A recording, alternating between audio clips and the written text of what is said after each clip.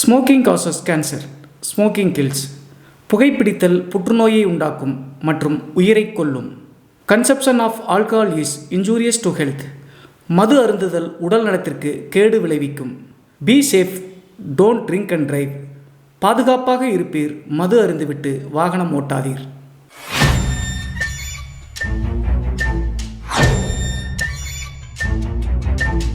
Hi everybody, நான் உங்கள் Siva. Welcome to our channel. இன்றைய காணொலியில் கொஞ்சம் வித்தியாசமாக இலங்கை யாழ்ப்பாணத்தில் அந்த போர் நடக்கும்போது நடந்த ஒரு அதிபயங்கர அமானுஷ திகில் சம்பவத்தை தாங்க முழுமையாக பார்க்க போகிறோம். இந்த சம்பவத்தில் இலங்கையில் போர் நடக்கும்போது யாழ்ப்பாணத்தை சேர்ந்த ஒரு தமிழ் குடும்பத்தில் நடந்த அதிபயங்கர ஆவியின் திகில் மற்றும் அமானுஷ காணொலி தாங்க இன்றைய காணொலி.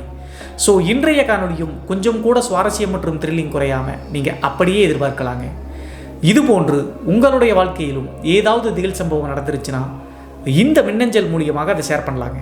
ஒருவேளை மின்னஞ்சலில் டைப் பண்ணுறது கஷ்டமாக இருந்துச்சு அப்படின்னா நம்ம சேனலோட இன்ஸ்டாகிராம் லிங்க்கை கீழே டிஸ்கிரிப்ஷனில் கொடுத்துருக்கேங்க. அதில் போய் ஃபாலோ பண்ணிவிட்டு வாய்ஸ் நோட்டாக கூட ஷேர் பண்ணலாங்க.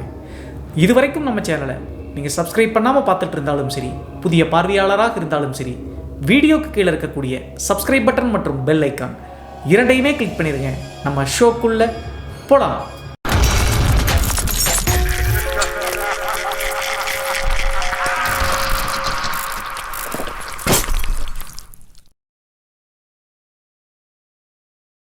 நம்ம சேனலில் பெரும்பாலும் தமிழ்நாட்டில் நடந்த ஆவிகள் மற்றும் அமானுஷங்களை பற்றி தாங்க போட்டுட்டு இருந்தோம்.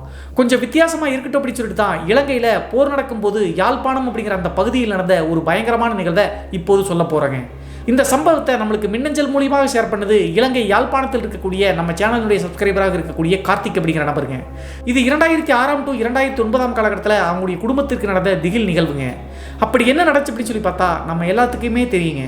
1983 ஆரம்பித்து 2009 வரைக்குங்க இந்த சிங்கள இராணுவம் மற்றும் தமிழ் மக்கள் இயக்கம் அப்படின்னு சொல்லிட்டு பெரிய போர் வெடிச்சிச்சுங்க. அப்போது நம்முடைய சொந்த தொப்புள் கூடிய உறவுகளான தமிழ் மக்கள் எக்கச்சக்கமான பேர் கொல்லப்பட்டார்கள்ங்க சிங்கள இராணுவத்தினால. அதில் மிகவும் கொடுமையான விஷயங்கள் என்ன அப்படின்னு சொல்லி பார்த்தா, தமிழ் இளம் பெண்களை வந்து பார்த்தீங்கன்னா சிங்கள இராணுவம் வேட்டையாடி ரொம்ப பாலின வன்முறை ஏற்பட்டு கொண்டாங்க. இது உலகமறிஞ்ச விஷயம் தான் அப்படின்னு சொல்லிட்டு நம்ம எல்லாத்துக்குமே தெரியுங்க. நம்ம ஸ்டோரிக்குள்ளே வரலாங்க. 2006 காலகட்டத்தில் இந்த மின்னஞ்சல் எழுப்பின கார்த்திக் அப்படிங்கிற குடும்பம் யாழ்ப்பாணம் பக்கத்தில் இருக்கக்கூடிய ஒரு ஏரியாவில் குடும்பத்தோடு தங்கியிருந்தாங்க. இந்த சம்பவம் நடக்கக்கூடிய 2006 காலகட்டம் ஓரளவுக்கு போர் சூழல் இல்லாமல் கொஞ்சம் அமைதியாக தாங்க இரண்டு தரப்பும் இருந்திருக்காங்க. அந்த டைம் பார்த்து கார்த்திகனுடைய நெருங்கிய சொந்த மாமன் ஒருத்தருங்க, அவர் வந்து வன்னி அப்படின்னு சொல்லக்கூடிய யாழ்ப்பாணத்துலேருந்து ஒரு 30 கிலோமீட்டர் தள்ளி இருக்கக்கூடிய ஒரு கிராமத்தை சேர்ந்தவருங்க.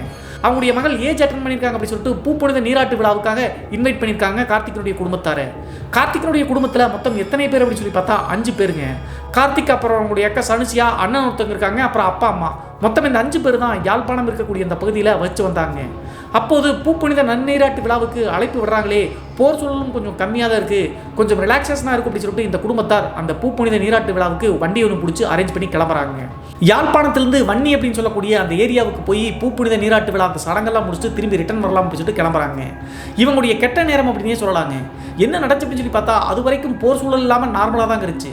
ஆனால் இவங்க கிளம்பும்போது மறுபடியும் போர் வந்து மும்முரமாக செயல்பட ஆரம்பிச்சுங்க. இதை பார்த்த உடனே கார்த்திகனுடைய குடும்பத்தாருக்கு யாழ்ப்பாணத்துக்கு எப்படி போகிறது அப்படின்னு சொல்லிட்டு திக்கு திணறி போயிட்டாங்க. அது மட்டும் இல்லாமல் வன்னி அப்படிங்கிற அந்த இடத்துல இருந்து யாழ்ப்பாணத்துக்கு போகக்கூடிய அந்த பிளாக் வழிகள் எல்லாத்தையுமே அடைச்சிட்டாங்க. இப்படி இருக்கும்போது போக முடியாமல் திணறி போய் என்ன பண்ணுறது அப்படின்னே தெரியாமல் தெருவில் நிற்க ஆரம்பித்தாங்க. யோசிச்சு பாருங்க, நம்ம சொந்தமாக கட்டிருக்கக்கூடிய வீடு சொத்து எல்லாத்தையும் விட்டுட்டு அனாதையாக ரோட்டில் நிற்கும் போது எப்படி இருக்கும். அவ்வளவு கஷ்டங்களை தான் அந்த தமிழ் மக்கள் பட்டிருக்காங்க. அப்படி இருக்கும்போது யாழ்ப்பாணத்துக்கும் போக முடியாமல் தெருவிலையும் இருக்க முடியாமல் அந்த சீர் வச்ச வீட்டுக்கே போகலாம்னு சொல்லிட்டு திரும்பி போகிறாங்க. அந்த பூப்புனித சீர் வச்ச வீட்டுக்கு போய் 2 நாள் மட்டும் தங்கியிருக்காங்க. அதற்கு பிறகு அவங்களுடைய வீடும் ரொம்ப சின்னதாக இருந்த காரணத்தினால கார்த்திகனுடைய அப்பாவுக்கு இங்கே இருக்க வேண்டாம் அப்படின்னு சொல்லிட்டு முடிவெடுத்தாருங்க. இப்போது தான் சடங்காய் அந்த பொண்ணு இருக்கா, நம்ம 2 பசங்களை வச்சு இங்கே இருந்தால் தப்பு, நம்ம கிளம்பிடலாம் அப்படின்னு சொல்லிட்டு அவங்களுடைய அம்மா கிட்ட டிஸ்கஸ் பண்ணுறாங்க. வேறு வழி இல்லாமல் அந்த மாமனுடைய வீட்டிலிருந்து கார்த்திகனுடைய குடும்பத்தார் கிளம்பி வெளியே வர்றாங்க. வெளியே வந்த பிறகு மறுபடியும் யாழ்ப்பாணத்துக்கு போக எவ்வளவோ முயற்சி செய்கிறாங்க. எவ்வளவு முயற்சி செஞ்சும் சிங்கள இராணுவம் எல்லா இடத்தையும் பிளாக் பண்ணி வச்சிருந்த காரணத்தினால போகவே முடியலைங்க. அப்போது கார்த்திகனுடைய அப்பா என்ன பண்ணுறாரு அப்படின்னா, சிங்கள இராணுவத்துக்கு எதிராக இருந்த தமிழ் மக்கள் இயக்கத்துக்கிட்ட போய் முறையிடுறாருங்க. அவங்க உடனே என்ன பண்ணுறாங்க அப்படின்னா, இந்த குடும்பத்தை பார்த்துட்டு அவங்களுக்கான ஒரு தற்காலிக இடத்தை வந்து ஒதுக்கி கொடுக்குறாங்க. இலங்கையில் நம்ம இடம் அப்படிங்கிறத காணின்னு சொல்லுவாங்க. அவங்க தற்போதைக்கு வசிக்கிற மாதிரி ஒரு காணி ஒன்று செலக்ட் பண்ணி அந்த தமிழ் மக்கள் இயக்கம் இவங்களுக்கு கொடுக்குதுங்க. அந்த காணியை இவங்க சொந்தம் கொண்டாடிக்க முடியாதுங்க, தற்காலிகமாக வந்து குடிசை போட்டு தங்கிக்கலாம். போர்லாம் முடிஞ்ச பிறகு அவங்களுடைய சொந்த வீட்டுக்கே போகலாம். இப்படி இருக்கும்போது அந்த காணியை பார்த்த உடனே இங்கே ஒரு குடிசை போட்டு அமைச்சிடலாம், எப்போது போர் முடியுதோ அதற்கு பிறகு நம்ம குடும்பத்தோடு கிளம்பணும்னு சொல்லிட்டு முடிவெடுத்து குடிசை போட ஆரம்பிக்கிறாங்க. நீங்களும் நினைக்கலாம் ஒரு வாரத்திலேயே 2 வாரத்திலேயே இது முடிஞ்சிடும் போயிடலாம் அப்படின்னு சொல்லிட்டு. ஆனால் இவங்க குடிசை போடுவது சும்மா தற்காலிகமாக போட முடியாதுங்க. கிட்டத்தட்ட 1 வருடம் ஆகலாம், 2 வருடம் கூட ஆகலாம். அதனால் குடிசையை கொஞ்சம் நீட்டாக தாங்க போட்டாகணும். 2 வருட காலகட்டமோ 3 வருட காலகட்டமோ முடிஞ்ச பிறகு தான் போக வேண்டிய கட்டாயம் இருந்துச்சுன்னா வேறு வழி கிடையாது. ஸோ அதனால் இவங்களுக்கு ஒதுக்கி இருக்கக்கூடிய அந்த காணி நிலத்தில் போய் குடிசையை போடலாம்னு சொல்லிட்டு முடிவெடுக்கிறாங்க. அப்போது இந்த கார்த்திக் மற்றும் அவங்களுடைய அக்கா சனுசியா 2 பேர் என்ன பண்ணுறாங்க அப்படின்னா, சின்ன வயசு அப்படிங்கிற காரணத்தினால உதவி செஞ்சுட்டு இருக்காங்க. மீதம் இருக்கக்கூடிய கார்த்திக்கினுடைய அண்ணன், அப்பா, அம்மா 3 பேரும் சேர்ந்து அந்த காணிக்கு பக்கத்துலேயே கொஞ்சம் களிமண் ஏரியா இருக்குங்க. அந்த களிமண் ஏரியாவில் போய் மண்ணை தோண்டிட்டு வந்து சைடில் மண் சுவர் மாதிரி ஏற்றிடலாம். அப்போது தான் கிட்டத்தட்ட ஒரு 6 மாதம் 1 வருஷத்துக்கு ஸ்ட்ராங்காக இருக்கும் அப்படின்னு சொல்லிட்டு அந்த மண் சுவரத்தை ஏற்றுவதற்காக மண் வெட்ட போகிறாங்க. கரெக்டாக அந்த இடத்துக்கு போய் மண்ணை வெட்ட ஆரம்பிக்கிறாங்க கார்த்திக்கினுடைய அப்பா, அண்ணன், அப்புறம் அம்மா. இப்படி வெட்டிட்டு இருக்கும்போது கிட்டத்தட்ட 3 அடி 4 அடி ஆழத்திற்கு வெட்டிட்டாங்க. வெட்டி மண் எடுத்துகிட்டே இருக்கும்போது திடீர்னு ஒரு பயங்கரமான காட்சிங்க. என்ன நடந்துச்சு அப்படின்னு சொல்லி பார்த்தா, கார்த்திக்கினுடைய அண்ணன் குழியில் வந்து மண் தோண்டிட்டு இருக்கும்போது திடீர்னு அங்கே ஒரு இளம் பெண்ணினுடைய தலைமுடிங்க, ரொம்ப நீளமான தலைமுடி. அது மட்டும் இல்லாமல் அந்த பெண்ணினுடைய உடைகளோடு சேர்ந்து அப்படியே மேலே வந்திருக்குங்க. இதை பார்த்த உடனே கியூரியாசிட்டி காரணத்தினால இன்னும் கொஞ்சம் தொடரலாம்னு சொல்லி தோன்றாருங்க. அப்போது ஒரு 23-25 வயசு இருக்குங்க அந்த பெண்ணுக்கு. அப்போது ரொம்ப உப்பி அழுகி போயிருந்த மாதிரி ஒரு மண்டையோடு கிடைக்குதுங்க. அதற்கு பிறகு ஷாக் ஆகி அதை அப்படியே மூடிடலாம் அப்படின்னு சொல்லிட்டு முடிவெடுத்தாங்க அந்த குடும்பத்தார். நீங்கள் எல்லாம் நினைக்கலாம் காவல்துறையில் போய் கம்ப்ளைண்ட் பண்ணலாம்ல அப்படின்னு சொல்லிட்டு. ஆனால் காவல்துறையில் கம்ப்ளைண்ட் பண்ண முடியாதுங்க. இந்த போர் நடக்கும்போது போலீஸ்க்கு வந்து வேலையே கிடையாதுங்க. ஒன்று தமிழ் மக்கள் இயக்கம், அங்கிட்டு வந்து பார்த்தோன்னா சிங்கள ராணுவம், 2க்கு தான். அது மட்டும் இல்லாமல் நம்ம நிறைய பேருக்கு தெரியுங்க, நியூஸ் சேனல்ஸ் எல்லாம் பார்த்தோம். இளம் தமிழ் பெண்களை சிங்கள ராணுவம் வேட்டையாடி வந்து கொன்று இந்த மாதிரி புதைச்சாங்க. அதெல்லாம் அப்போது சர்வ சாதாரணமாக தான் இருந்துச்சு. அதனால் கார்த்திக்கினுடைய அப்பா தமிழ் மக்கள் இயக்கத்துக்கிட்ட போய் இதை சொன்னோம் அப்படின்னா நம்மளுக்கு கொடுத்துருக்கக்கூடிய அந்த இடத்தையும் வந்து வேண்டாம்னு சொல்லிடுவாங்க. அதனால் நம்ம சொல்ல வேண்டாம் அப்படின்னு சொல்லிட்டு மண்ணை போட்டு அந்த இளம்பெண்ணினுடைய சடலத்தை மூடிட்டாங்க. அதற்கு பிறகு கொஞ்சம் தள்ளி போய் அங்கே வீட்டுக்கு தேவையான களிமண் எடுத்துகிட்டு வீடு கட்ட ஆரம்பிக்கிறாங்க. ஒரு வழியாக மண் சுவத்தையெல்லாம் கட்டி அந்த குடிசையையும் கட்டி முடிச்சிட்டாங்க. குடிசையை கட்டி முடிச்சு ஒரு வாரம் 2 வார காலகட்டம் எந்தவித பிரச்சனையும் இல்லாமல் நல்லா தாங்க போயிட்டு இருந்துச்சு. அந்த குடிசையினுடைய அமைப்பை பற்றி சொல்லணும் அப்படின்னா ரொம்ப பெரிய குடிசையெல்லாம் கிடையாதுங்க. 10க்கு 10 ஒரு ரூம் மாதிரி ஒரு குடிசைங்க. அதுக்கடுத்து இன்னொன்று ஸ்லாட் இருக்குது, ஒரு 10க்கு 8 மாதிரி. அங்கே வந்து சமையலறை இப்படி தாங்க இருந்துக்கணும். அது மட்டும் இல்லாமல் குடிசைக்கு முன்னாடி ஒரு வெராண்டாமல் இருக்குங்க. அங்கேயும் வந்து பார்த்தீங்கன்னா தென்னங்கீத்து இருக்கும் இல்லையா, அதை வச்சு தான் குடிசை போட்டிருக்காங்க. ஸோ நைட்டெல்லாம் வந்து அவங்களுடைய அப்பா அந்த குடிசையினுடைய வெளியில் இருக்கக்கூடிய வெராண்டா சைடு படுத்துக்குவாருங்க. மீதம் இருக்கக்கூடிய இந்த 4 பேரும் குடிசைக்குள்ளே வரிசையில் வந்து பாய விரிச்சு படுப்பது வழக்கங்க. இன்னொரு ஸ்பாட் இருக்கக்கூடிய இடத்துல சமையல் கட்டாக பயன்படுத்திட்டு இருக்காங்க. இந்த டைமில் அந்த குடிசைக்கு போய் 2வது வாரங்க நல்லா சாப்பிட்டு முடிச்சுட்டு ஆழ்ந்த தூக்கம் தூங்கிட்டு இருக்காங்க. பக்கத்தில் இருக்கக்கூடிய கூலி வேலையை செஞ்சுட்டு அதில் வரக்கூடிய வருமானத்தை எடுத்து குழந்தைகள்லாம் காப்பாற்றி அவங்களுடைய அப்பா பார்த்துட்டு இருக்காரு. தூங்கிட்டு இருக்கும்போது நைட்டு நடுநிசி நேரங்க ஒரு 12 to 1 மணி இருக்கும். அந்த டைமில் திடீர்னு இந்த மின்னஞ்சல் அனுப்பின கார்த்திக்கினுடைய வயிற்றை யாரும் பலமாக பிடிச்சி கிள்ளுன மாதிரி கிள்ளியிருக்காங்க. வழி வந்த காரணத்தினால தூக்கத்துலேருந்து அலறி அடித்து கார்த்திக் எந்திரிச்சிட்டாருங்க. எந்திரிச்சு பார்க்கும்போது சுற்றி முற்றியும் பார்க்குறாருங்க, யாருமே இல்லை, எல்லாரும் ஆழ்ந்த தூக்கத்தில் இருக்காங்க. அவங்களுடைய அம்மாவும் தூங்கிட்டு இருக்காங்க, அக்கா, அண்ணன் எல்லாருமே தூங்கிட்டு இருக்காங்க, அப்பா வெளியே தூங்கிட்டு இருக்காரு. ஏன்னா யார் இப்படி கிள்ளினாங்க அப்படின்னு சொல்லிட்டு யோசிக்கிறாருங்க. அது மட்டும் இல்லாமல் எல்லாரும் தூங்கிட்டு இருக்காங்களே, யாராக இருக்கக்கூடும் வலிக்குது அப்படின்னு சொல்லிட்டு யோசிச்சு பார்த்து போர்வை இழுத்து முடிச்சுட்டு தூங்காமையே விரிக்க முடிச்சுட்டு இருக்காருங்க. கிட்டத்தட்ட ஒரு 15 நிமிடம் கழிச்சுங்க என்ன நடச்சு அப்படின்னு சொல்லி பார்த்தா, கார்த்திக்கினுடைய அக்கா இருக்காங்க இல்லையா, சனுசியா அப்படிங்கிற இந்த பெண் அலறி அடிச்சு பயங்கர கூப்பாடு போட்டு கத்தி எந்திரிச்சிட்டாங்க. எந்திரிச்ச உடனே அவங்களுடைய அம்மா கத்தறதை பார்த்து என்னடி ஆச்சு அப்படின்னு சொல்லி கேட்குறாங்க. அப்போது சனுசியா பயம் கலந்த தோற்றத்தோடு அந்த கீத்து கொட்டைக்கு இருக்கு இல்லையா, நம்ம ஊரில் கீத்து கொட்டைக்கு வந்து பார்த்தீங்கன்னா தலை முட்டுற மாதிரி தாழ்வாக தான் போடுவோம். ஆனால் அவங்களுடைய வழக்கம் என்ன அப்படின்னு சொல்லி பார்த்தா கொஞ்சம் ஹைட்டாக தாங்க மேலே கட்டுவாங்க. அது அவங்களுடைய வழக்கம்னு வச்சுக்கலாமே. அந்த கீத்துக்கொட்டையினுடைய மேலே டாப்பில் வந்து பார்த்தீங்கன்னா கையை நிட்டுறாங்க. அங்கே பாருங்கம்மா அப்படின்னு சொல்லிட்டு பயந்துக்கிட்டே சனுசியா சொல்கிறாங்க. இதை சொன்ன உடனே எல்லாரும் மேலே நோக்கி பார்க்குறாங்க. பார்க்கும்போது தன்னுடைய வாழ்நாளில் மறக்கவே முடியாத காட்சி இந்த கார்த்திக்கினுடைய குடும்பத்தாருக்குன்னு சொல்லலாங்க. என்ன ஆச்சு அப்படின்னு சொல்லி பார்த்தா, மேலே தென்னங்கீத்து இருக்கு இல்லையா, அதை வச்சு தானே மேய்ஞ்சிருக்காங்க. அந்த மேல் சைடில் வந்து பார்த்தீங்கன்னா ஒரு பெண்ணினுடைய உருவம் அப்படியே அந்த இடத்துல மிதக்கிற மாதிரி வெள்ளை ஆடையை போட்டு அப்படியே மிதக்கிற மாதிரி மேலே மிதக்குதுங்க. அது மட்டும் இல்லாமல் இந்த பெண்ணாகியா சனுசியாவை உத்து வெறிக்க பார்த்துட்டு இருக்கிற மாதிரி அந்த உருவத்தை பார்க்குறாங்க. இதை சனுசியா மட்டும் இல்லைங்க, அவங்களுடைய அம்மா கார்த்திக் அப்புறம் அவங்களுடைய அண்ணனும் பார்த்துட்றாங்க. அவங்க அப்பா தான் வெளியே படுத்திருக்காரு. ஸோ அந்த உருவத்தை பார்த்து 3 பேரும் பயங்கரமாக கூச்சலிட்ட காரணத்தினால சுதாரிச்சுக்கிட்டாருங்க அவங்களுடைய அப்பா. வேகமாக வீட்டுக்குள்ளே வந்து அவரும் பார்க்குறாருங்க அந்த உருவத்தை. பார்த்த உடனே மிரண்டு போயிட்டாங்க அவங்களுடைய அப்பா. உடனே அவங்களுடைய குலதெய்வம் வந்து காளியம்மனை மனசில் நினச்சி, எங்களை இந்த பாடுபடுத்துறியே, போர் நடக்கக்கூடிய காரணத்தினால சொந்த வீடு இல்லாமல் இடம் இல்லாமல் தவிக்கிறோம், இப்போது உயிர் வாழ்வதற்காக அப்படின்னு சொல்லிட்டு ஒரு குடிசை கட்டினா இங்கே இப்படி பிரச்சனை வருதே, நீ தான் காப்பாற்றணும்னு சொல்லிட்டு காளியம்மன் கிட்ட முறையிடுறாருங்க. அப்படி வேண்ட அங்கே மேலே அந்தரத்தில் வந்துட்டு அந்த பெண்ணினுடைய உருவம் அப்படியே காற்றில் கரையிற மாதிரி கரைஞ்சிருச்சுங்க. அதற்கு பிறகு உடனே சுதாரிச்சுக்கிட்டு அவங்களுடைய அம்மா வேக வேகமாக பக்கத்தில் இருக்கக்கூடிய சாமி படத்தில் இருக்கக்கூடிய திருநீர் எடுத்து எல்லாத்துக்கும் பூசி விடுறாங்க. விடிய விடிய தூங்கவே இல்லைங்க. யாரும் பேசிக்க கூட இல்லை. என்ன நடந்துச்சு அப்படின்னு சொல்லிட்டு ஷேர் பண்ணிக்க கூட பயம். இதுதான் அவங்களுடைய வாழ்நாளில் நடந்த முதல் அமானுஷ்ய திகில் நிகழ்வு அப்படின்னு சொல்லலாங்க. அன்றைய நாளோடு இது முடிஞ்சு அப்படின்னு சொல்லிட்டு நினச்சிட்டு இருக்கும்போது அடுத்த நாள் இரவு நடந்தது இன்னும் ஒரு பயங்கரம் அப்படின்னு சொல்லலாங்க. எப்போதும் போல அடுத்த நாள் வேலையெல்லாம் முடிச்சுட்டு நைட்டு சாப்பிட்டு முடிச்சுட்டு தூங்கலாம்னு சொல்லிட்டு அவங்களுடைய அப்பா குடிசையை விட்டு வெளியே இருக்கக்கூடிய வெராண்டாவில் படுக்கலாம்னு கிளம்புறாங்க. அப்போது அவங்களுடைய அம்மா உள்ளேயே படுங்க, நேற்று நடந்தது தெரியுமில்ல அப்படின்னு சொன்ன காரணத்தினால அவரும் சேஃப்டிக்காக உள்ளேயே படுத்துட்டாருங்க. அதே மாதிரி முன்னாடி நாள் இரவு நடந்த மாதிரியே கரெக்டாக 12 to 1 மணி தாங்க இருக்கும். முந்தைய நாள் இரவு அந்த உருவத்தை பார்த்து பயந்து போன காரணத்தினால யாருமே தூங்கல இல்லையா. ஸோ அடுத்த நாள் இரவு அவங்களே எரியாமல் ஆழ்ந்து தூக்கத்துக்கு போயிட்டாங்க. நடுநீசி நேரம் நேற்று நடந்த மாதிரி அதே டைமில் ஒரு பயங்கரமான குளவி சத்தம் கேட்குதுங்க. அந்த குளவி சத்தம் என்ன அப்படி சொல்லி பார்த்தா அம்மா அம்மா அப்படி சொல்லிட்டு ஒரு இளம்பெண் பார்த்தீங்கன்னா வீட்டுக்கு வெளியே குடிசைக்கு வெளியே கத்துறாங்க. இந்த சத்தத்தை கேட்ட உடனே ஃபஸ்ட்டு எந்திரிக்கிறது கார்த்திகனுடைய அம்மா தாங்க. ஏன்னா யாரோ கத்துறாங்களே அப்படின்னு சொல்லிட்டு எந்திரிச்சு பார்க்கும்போது குடிசையினுடைய கதவு திறந்துருக்குங்க. குடிசைக்கு வெளியே தான் அந்த சத்தம் கேட்குது. உடனே சுதாரிச்சுக்கிட்டு அவங்களுடைய அம்மா அவருடைய கணவர் மற்றும் எல்லாத்தையும் எழுப்புறாங்க. எந்திரிச்சிட்டு அங்கே பார்க்கும்போது மறுபடியும் குடிசையினுடைய முன்னாடி இருந்து அந்த பெண்ணினுடைய ஓங்காரமான அழுகுரல் கேட்குதுங்க. அந்த அழுகுரலை கேட்டு பயந்துக்கிட்டே பார்த்தீங்கன்னா சைடில் பார்க்கும்போது அப்போதுதான் இவங்களுக்கு ஒரு முக்கியமான விஷயம் தென்படுதுங்க. என்ன ஆச்சு அப்படின்னு சொல்லி பார்த்தா கார்த்திகனுடைய அக்காவான சனுசியா இருக்காங்க இல்லையா, சனுசியா படுக்கையில் இல்லைங்க. இதை பார்த்த உடனே புரிஞ்சிருச்சுங்க, வெளியே ஓங்காரமாக அழுகிறது சனுசியா தான் அப்படின்னு சொல்லிட்டு. உடனே அவங்களுடைய அப்பாவும் அம்மாவும் எந்திரிச்சு போய் பிள்ளையை காணாமல் சொல்லிட்டு தேட வெளியே போகிறாங்க. வெளியே போய் பார்க்கும்போது அந்த குடிசை அமைந்திருக்கக்கூடிய இடத்தை பற்றி சொல்லணும் அப்படின்னா தமிழ் மக்கள் இயக்கம் என்ன பண்ணுறாங்கன்னா சிங்கள ராணுவத்தினுடைய கண்கள் இது தட்டுப்படக்கூடாது அப்படின்னு சொல்லிட்டு ஒரு காட்டுப்பகுதியில் தாங்க நிறைய மக்கள் அங்கே குடிசையை போட்டு தங்க வச்சிருக்காங்க. அதே நேரத்தில் இவங்களுடைய குடிசை பார்த்தீங்கன்னா கடைசி எண்டுங்க. இடது சைடு மற்றும் பின்னாடி ஃபுல்லாகவே காடுதாங்க. வலது சைடும் முன்னாடி ஃபுல்லாகவே பார்த்தீங்கன்னா குடிசைகள் இருக்குன்னு வச்சுக்கலேன். இவங்களுடைய குடிசை தான் கடைசி எண்டு. ஸோ இடது சைடு இருக்கக்கூடிய காட்டுப்பகுதி சைடில் சனுசியா அப்படிங்கிற கார்த்திகனுடைய அக்கா மர்மமான முறையில் நிற்கிறாங்க வித்தியாசமாக. உடனே அவங்கள பார்த்துட்டு சனுசியா சனுசியா அப்படின்னு சொல்லிட்டு சத்தம் போடுறாங்க. சனுன்னு கூப்பிடுவதாங்க வழக்கம். சனு என்னமா பண்ணுறேன்னு சொல்லி கேட்கும்போது எந்த வித பதிலும் சொல்லிங்க. அது மட்டும் இல்லாமல் இவங்க இப்படி கூப்பிட்ட உடனே அங்கே நின்றுட்டு இருந்த அந்த பெண்மணி சடன்னு லெஃப்ட் சைடு இருக்கக்கூடிய அந்த காட்டுப்பகுதிக்குள்ளே நடக்க ஆரம்பிச்சிட்டாங்க. நல்ல நிலா வெளிச்சம் அப்படிங்கிற காரணத்தினால இவங்களும் கத்திக்கிட்டே பின்னாடியே போகிறாங்க.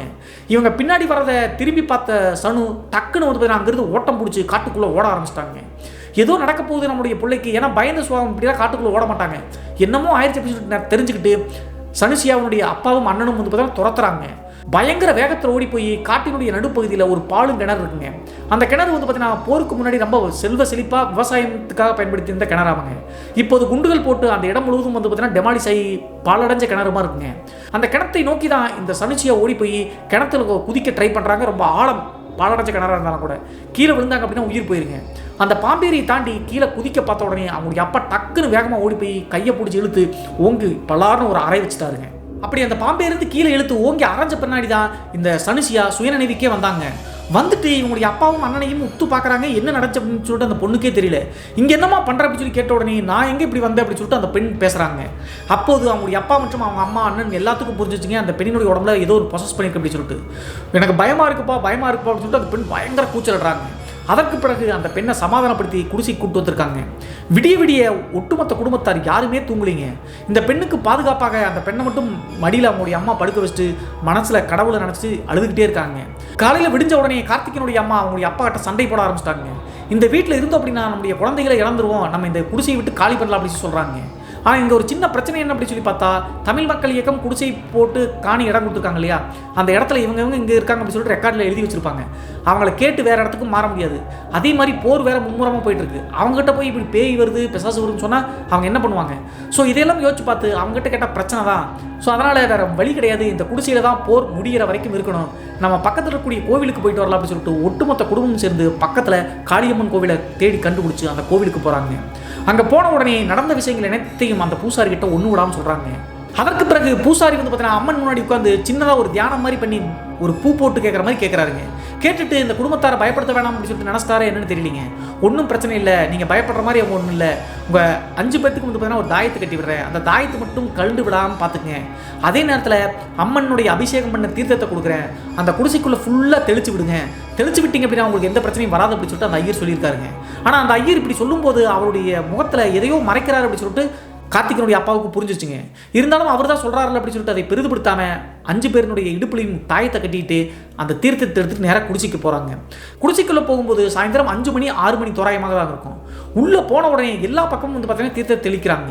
அப்போது மீதம் இருக்கக்கூடிய தீர்த்தத்தை அந்த ஆவி தென்படுச்சலையா மேலே உலாவற மாதிரி அந்த சைடு கீத்து கொட்டையில் அப்படி வீசுறாருங்க.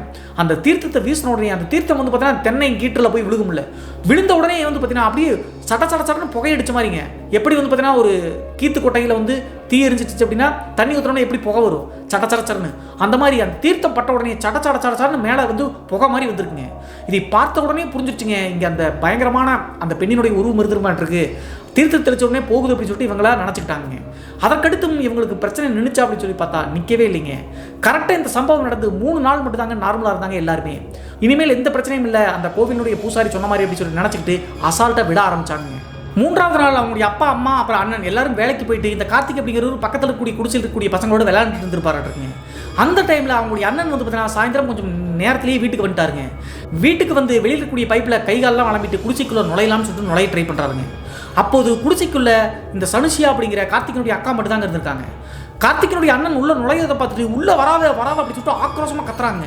அது மட்டும் இல்லாமல் வீட்டில் வந்து பார்த்தீங்கன்னா சமைச்சிட்டு இருப்பாங்களாட்டுங்க, காஃபியோ ஏதோ போடுவதற்காக அடுப்பு இருக்கும் இல்லையா, விறகடுப்பு தான் பண்ணிட்டு இருக்காங்க. அதில் இருக்கக்கூடிய ஒரு கொல்லிக்கட்டை எடுத்துக்கிட்டு மேலே பற்ற வச்சுக்குவோம்னு சொல்லிட்டு வித்தியாசமாக கத்துறாங்க சனுசியா.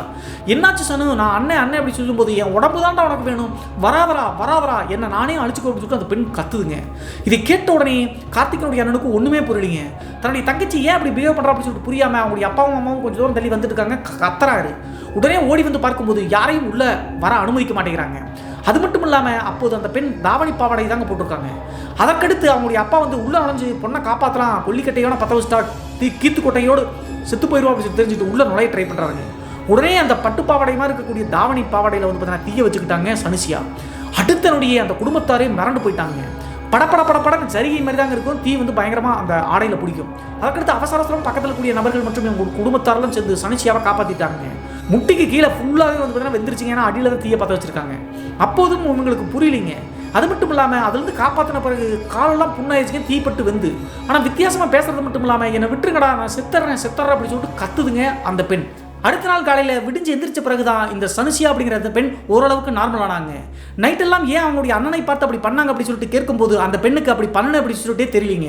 அப்போது அவங்களுடைய குடும்பத்தாருக்கு ஒரு சின்ன விஷயம் தெரிஞ்சிருக்குங்க.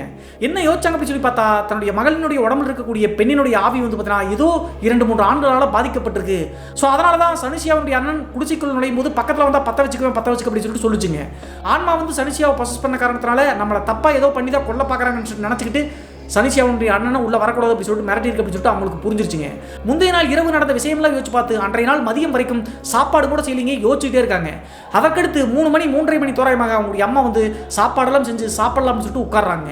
அந்த டைமில் இந்த சனிசியா அப்படிங்கிற பெண் நைட் அப்படி இருந்துட்டு காலையிலிருந்து 3 மணி வரைக்கும் நார்மலாக தான் இருந்தாங்க. 3 மணிக்கு சாப்பாட்டை பார்த்த உடனே அந்த பெண்ணினுடைய முகத்தோற்றம் அப்படியே மாற ஆரம்பிச்சுங்க. என்ன பண்ணுச்சு அப்படின்னு சொல்லி பார்த்தா அந்த சாப்பாட்டை கையில் எடுத்துட்டு ஓன்னு பயங்கரமாக அழுகுதுங்க. அம்மா அப்பா இந்த நீங்களும் சாப்பிடுங்க அப்படின்னு சொல்லிட்டு வெறி இடத்தை பார்த்து கையை நட்டுதுங்க சனிசியா. அப்போது சனிசியாவுடைய அப்பா அம்மா நடுங்கி போயிட்டாங்க. நம்ம தானே அம்மா அப்பா, யாரை பார்த்து கை நீட்டி இப்படி சாப்பிடுங்க அப்படின்னு சொல்லிட்டு யோசிக்கிறாங்க. அந்த டைமில் சனிசியாவுடைய அண்ணன் பக்கத்தில் உட்கார்ந்த காரணத்தினால என்னடி பண்ணுற அப்படின்னு சொல்லிட்டு பக்கத்தில் போய் கையை பிடிச்சது தாங்க சனிசியாவை. அடுத்தனுடைய சனிசியா கார்த்திகனுடைய அண்ணனை ஓங்கி ஒரு அறை விட்டுருக்குங்க. அடித்த அடியில் அப்படியே சுருண்டு விழுந்துட்டாருங்க கார்த்திகனுடைய அண்ணன். சனிசியா வந்து பார்த்தீங்கன்னா ரொம்ப ஸ்லிம்மாக தாங்க இருப்பாங்க. கார்த்திகனுடைய அண்ணன் ரொம்ப பலமான ஒரு நபர். ஆனால் அந்த பெண்ணை அடித்த அடியில் எந்திரிக்கவே முடியலைங்க. அப்படியே கொஞ்ச நேரம் பேச்சு மூச்சு இல்லாமல் கார்த்திகனுடைய அண்ணன் விழுந்து கிடந்துட்டாருங்க. அதற்கு பிறகு நார்மலாகி கார்த்திகனுடைய அண்ணன் எந்திரிச்சு உட்காரும்போது என் மேலே உனக்கு இருந்த ஆசை தீர்லையாடா அப்படின்னு சொல்லிட்டு அழுகுதுங்க சனிசியா. இதெல்லாம் பார்த்து மிரண்டு போயிட்டாங்க சனிசியாவுடைய குடும்பத்தார். 2வது நாள் இரவு தான் அப்படின்னா 3வது நாள் இரவு வந்து விடிய சனிசியா தூங்கவே விடலிங்க. நைட்டெல்லாம் குடிசையை விட்டு வெளியே ஓட பார்க்கறது, கார்த்திகனுடைய அண்ணனை பார்த்து முறைக்கிறது, நீ எதுக்குலாம் என் பக்கத்தில் வர அப்படின்னு சொல்லி கேட்கறது. அது மட்டும் இல்லாமல் அந்த கையை நீட்டி சாப்பிடுங்கம்மான்னு சொல்லிட்டு கேட்டுச்சு இல்லையா அந்த சனிசியா. அது யார் அப்படின்னு சொல்லி பார்த்தா அந்த உடம்பில் இருக்கக்கூடிய பெண்ணினுடைய ஆவி தாங்க அதை செய்யுது. அந்த பெண்ணினுடைய உடம்பில் இருக்கக்கூடிய ஆவியினுடைய அப்பா அம்மா போரில் வந்து இறக்கும்போது சாப்பாட்டுக்கு ரொம்ப கஷ்டப்பட்டுருப்பாங்களாட்டுங்க. அதனால தான் சாப்பாடை பார்த்த உடனே வெறி இடத்தை பார்த்து நீங்கள் சாப்பிடுங்க அப்படின்னு சொல்லிட்டு அந்த ஆன்மா வந்து நீட்டி இருக்க மாட்டேங்க சனிசியாவுடைய உடம்புல இருந்து. அந்த டைம் தான் சனிசியா மற்றும் அவங்களுடைய அப்பா ஒரு முக்கியமான விஷயத்தை நோட் பண்ணுறாங்க. என்ன ஆச்சு அப்படி சொல்லி பார்த்தா 3 நாளைக்கு முன்னாடி அந்த பூசாரி கட்டிக்க சொல்லி கொடுத்த தாயத்து வந்து பார்த்தீங்கன்னா இந்த சனுஷியாவுடைய இடுப்பில் இல்லைங்க. அதனால் மறுபடியும் அந்த ஆன்மா தான் வந்துருச்சாட்டு இருக்கு. அதனால தான் இப்படி வித்தியாசமாக பிஹேவ் பண்ணுறான்னு சொல்லிட்டு புரிஞ்சுக்கிட்டு உடனே அந்த பெண்ணை கஷ்டப்பட்டு அதே கோவிலுக்கு கூப்பிட்டு போகிறாங்க. கோவிலுக்கு கூட்டு போய் கோவில் வரைக்கும் நார்மலாக வந்தாங்க அந்த பெண்.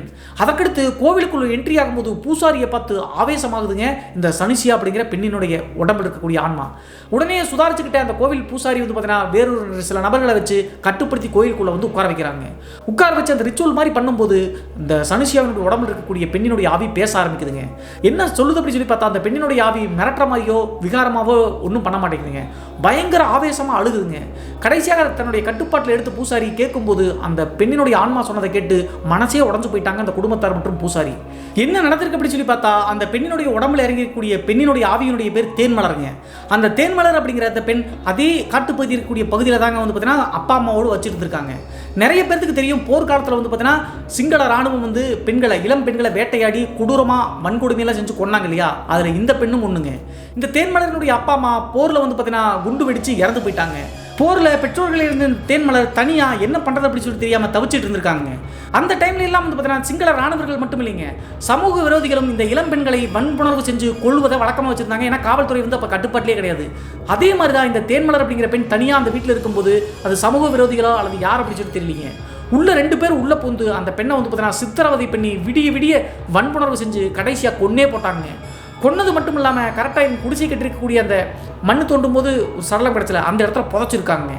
இது நடந்து ரொம்ப வருடங்கள் கிடையாதுங்க, கிட்டத்தட்ட ஒரு 6 மாத காலகட்டம் முன்னாடி தான் நடந்துச்சு. அந்த டைமில் தான் கரெக்டாக இந்த கார்த்திகனுடைய அப்பா அண்ணன்லாம் போய் அங்கே குழி தோண்டும் போது அந்த பெண்ணுடைய தலைமுடி உடைமைகள்லாம் கிடச்சில்லையா, அப்போது இந்த சனுஷியா அப்படிங்கிற பெண்ணும் வந்து பார்த்தீங்கன்னா நின்று பார்த்துட்டு தாங்க இருக்காங்க. எல்லாரும் வந்து பார்த்தீங்கன்னா பார்த்துட்டு மூட ட்ரை பண்ணும்போது அந்த உருவத்தையே உத்து சனுஷியா பார்த்துட்டு இருக்காங்க. அது மட்டும் இல்லாமல் சனுஷியா எல்லா பக்கமும் நடக்கக்கூடிய விஷயத்தை யோசிக்கிறது மட்டும் இல்லாமல் அந்த பெண்ணுக்கு என்ன நடந்திருக்கும்னு சொல்லிட்டு இவங்களா கற்பனையில் வந்து பார்த்தீங்கன்னா நிறைய யோசிச்சிருக்காங்க. அந்த பெண்ணை யாரோ இப்படி பண்ணி தான் கொண்டிருக்காங்க அப்படின்னு சொல்லிட்டு தன்னைத்தானே யோசிச்சிருக்காங்க. அந்த டைமில் அந்த பெண்ணினுடைய சதத்தை அப்படி பார்த்துட்டு நைட்டெல்லாம் வந்து அதை யோசிச்சுட்டே இருந்து வீக்கான காரணத்தினால மனசு வீக்காக இருக்கக்கூடிய டைம் பார்த்து அந்த பெண்ணினுடைய ஆன்மா இவங்களை பொசஸ் பண்ணியிருக்குங்க. அது எப்போது அப்படி சொல்லி பார்த்தா முதல் அமானுஷ சம்பவம் நடக்கும்போது கார்த்திகனுடைய வயிற்றில் ஏதோ கிள்ன மாதிரியும் மேலே அந்த இடத்துல பார்க்கும்போது ஒரு பெண்ணினுடைய உருவம் மேலே மேந்த மாதிரி இருந்துச்சு இல்லையா, அப்போது அவங்களுடைய சனுஷியாங்கிற அக்கா தானே கத்துனாங்க. ஸோ அப்படி கத்தும் போதே அந்த ஆன்மா வந்து சனுஷியாவை பொசஸ் பண்ணிடுச்சுங்க. இதை அனைத்தையும் ஒன்று விடாமல் அந்த பெண்ணினுடைய ஆன்மா சொல்லுதுங்க. சரி இப்போது எதுக்கு இந்த பொண்ணை பொசஸ் பண்ணியிருக்கு அப்படின்னு சொல்லி கேட்கும்போது ஆக்ரோஷமாக இருக்கு அவங்க 2 பேர்த்தையும் கொல்லணும் அப்படின்னு சொல்லிட்டு. ஆனால் அவங்க 2 பேர் யார் அப்படின்னு அந்த ஆன்மானால தெரியலிங்க. அதே நேரத்தில் போரில் அவங்களும் இறந்துருக்க கூட வாய்ப்பு இருக்குங்க. எக்கச்சக்கமான நபர்கள் இறந்து போனாங்க. ஸோ எப்படியோ கஷ்டப்பட்டு அந்த காளியம்மன் கோவில் பூசாரி அந்த ஆன்மாவுக்கு எல்லாத்தையும் சொல்லி புரிய வச்சாருங்க. உனக்கு நடந்தது பயங்கர கொடுமை, ஆனால் இந்த குடும்பமும் உன்ன மாதிரி தான், எல்லாமே இருந்தும் இல்லாத மாதிரி பரதேசி மாதிரி வந்து பார்த்தீங்கன்னா பஞ்சம் பிழைக்கிற மாதிரி இந்த இடத்துக்கு வந்திருக்காங்க. இங்கே நீ வந்து அந்த குடும்பத்தை ஆட்டி படைச்சா என்ன பண்ணுவீங்க அப்படின்னு சொல்லி கேட்கும்போது அந்த ஆன்மா புரிஞ்சுக்குச்சுங்க. ஆன்மாக்களில் 2-3 வகை இருக்கு அப்படின்னு சொல்லியிருக்கேன். ஒன்று மூர்க்கத்தனமாக இருக்கும், சிலது வந்து புரிஞ்சுக்கிட்டு சொன்னோம் இல்லையா, அதில் 2வது கேட்டகரி தாங்க தேன்மலர் அப்படிங்கிற பெண்ணினுடைய ஆன்மாவாட்டிருக்கு. அப்போது நான் செய்தது தவறு தான், இவளை விட்டு நான் போயிடுறேன் அப்படின்னு சொல்லிட்டு வாக்குறுதி கொடுத்து அப்போதே வந்து பார்த்தீங்கன்னா அந்த பெண்ணினுடைய உடம்புல இருந்து நீங்கிச்சாங்க. அதற்கு பிறகு இனி எந்த பிரச்சனையும் இல்லை, அந்த குடிசையிலேயே வாழலாம் அப்படின்னு சொல்லிட்டு முடிவெடுத்து அந்த குடிசைக்கே போகிறாங்க. ஆனால் அதற்கு பிறகு நடந்தது இன்னும் பயங்கரம் அப்படின்னே சொல்லலாங்க. அங்கே இருக்கக்கூடிய நிறைய குடிசையில் இருக்கக்கூடிய குடும்பங்கள்ங்க, இவங்க மட்டும் இல்லைங்க, நிறைய பேர் நள்ளிரவு நேரத்தில் என்ன பார்த்துருக்காங்க அப்படின்னு சொல்லி பார்த்தா அந்த ஏரியாவில் போர்னால கொல்லப்பட்ட இளம் பெண்கள் அப்புறம் அந்த ஆன்மாக்கள் என்ன பண்ணுது அப்படின்னா நைட் ஆச்சு அப்படின்னா சாகும்போது எந்த இடத்துல இறந்தாங்களோ அந்த இடத்துல வந்து சுற்றி உட்காந்துட்டு பயங்கரமாக அழுகுமாவங்க ஒப்பாரி வச்சுக்கிட்டு. அந்த மாதிரி நிறைய பேர் பார்த்துருக்காங்க. அதில் இந்த கார்த்திகனுடைய அப்பா வெளியே படுக்கக்கூடிய காரணத்தினால அவரும் 2-3 டைம் பார்த்துருக்காருங்க. இதற்கு மேலே இங்கே இருக்க வேண்டாம்னு சொல்லிட்டு யோசிச்சுட்டு தமிழ் மக்கள் இயக்கத்தில் போய் முறையிடலாம்னு சொல்லிட்டு நினைக்கும் போதே தமிழ் மக்கள் இயக்கம் வந்து பார்த்தீங்கன்னா போர் வந்து பார்த்தீங்கன்னா இந்த சைடு வருது, நம்ம வேறு இடத்துக்கு மாறிடலாம் அப்படின்னு சொல்லிட்டு அந்த இடத்தை விட்டு வேறு இடத்துக்கு ஆட்டோமேட்டிக்காக முன்னாடியே மாற்றிட்டாங்க தமிழ் மக்கள் இயக்கம். இந்த மாதிரி 2006ஆம் காலகட்டத்திலிருந்து 9ஆம் காலகட்டம் வரைக்கும் கிட்டத்தட்ட 5 இடங்களுக்கு இந்த குடும்பத்தார தமிழ் மக்கள் இயக்கம் மாற்றி பாதுகாப்புக்காக வச்சிருந்திருக்காங்க. கடைசி 2009ஆம் காலகட்டத்தில் தான் அந்த போர் வந்து முடிவுக்கு வந்துச்சு அப்படின்னு சொல்லிட்டு தெரியும் இல்லையா. அதற்கு பிறகு தான் யாழ்ப்பாணத்துக்கு திரும்பி போயிருக்காங்க.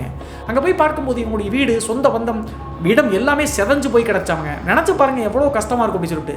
போர் நடக்குது அப்படின்னு சொல்லிட்டு சிம்பிளாக சொல்லிட்டு நம்ம விட்டுறோம். ஆனால் உள்ளே இறங்கி பார்க்கும்போது இவ்வளவு கஷ்டமான விஷயங்கள் நடந்திருக்குங்க அந்த தமிழ் மக்களுக்கு. எல்லா நாடுகளையும் பார்க்கும்போது இந்தியாவை ரொம்ப பெருமையாக பேசலாங்க, அவ்வளவு அமைதியாக நம்ம நாடு இருக்குது அப்படின்னு சொல்லிட்டு நம்ம சந்தோஷப்படணும். அதே நேரத்தில் கார்த்திகனுடைய குடும்பம் யாழ்ப்பாணத்துக்கு போன பிறகு இப்போது வரைக்கும் வந்து பார்த்தீங்கன்னா அந்த வன்னி அப்படிங்கிற அந்த ஊரில் இருக்கக்கூடிய அவங்களுடைய மாமாவை கூட்டு பேசிட்டாங்க இருக்காங்க.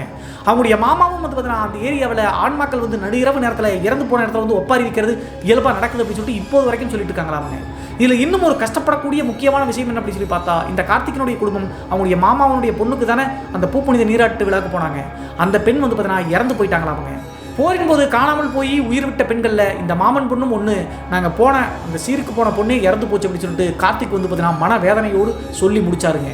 இந்த சம்பவம் அமானுஷ்யம் மற்றும் திகிலோட ரொம்ப சென்டிமெண்ட்டாக இருந்த காரணத்தினால தான் உங்களுக்கு ஷேர் பண்ணாங்க. அதே நேரத்தில் போரின் போது நம்முடைய சொந்த தொப்புள் கூடி உறவான தமிழ் மக்கள் வந்து எவ்வளவு கஷ்டப்பட்டாங்க அப்படின்னு சொல்லிட்டு ஓரளவுக்கு புரிஞ்சுக்கணும் அப்படிங்கிறதுனால தாங்க இந்த சம்பவத்தையே அப்லோட் பண்ணேன். இந்த சம்பவத்தை பற்றிய உங்களுடைய கருத்து என்ன அப்படின்னு சொல்லிட்டு மறக்காமல் கமெண்ட் பாக்ஸில் கமெண்ட் பண்ணுங்கள். இதுபோன்று உங்களுடைய வாழ்க்கையிலும் ஏதாவது திகில் சம்பவம் நடந்துருச்சுன்னா இந்த மின்னஞ்சல் மூலியமாக அதை ஷேர் பண்ணலாங்க. ஒருவேளை மின்னஞ்சலில் டைப் பண்ணுறது கஷ்டமாக இருந்துச்சு அப்படின்னா நம்ம சேனலோட இன்ஸ்டாகிராம் லிங்கை கீழே டிஸ்கிரிப்ஷனில் கொடுத்துருக்கேங்க. அதில் போய் ஃபாலோ பண்ணிவிட்டு வாய்ஸ் நோட்டாக கூட ஷேர் பண்ணலாங்க. மீண்டும் ஒரு த்ரில்லிங்கான அமானுஷ்ய எபிசோடுடன் உங்களை சந்திக்கும் வரை நான் உங்கள் சிவா.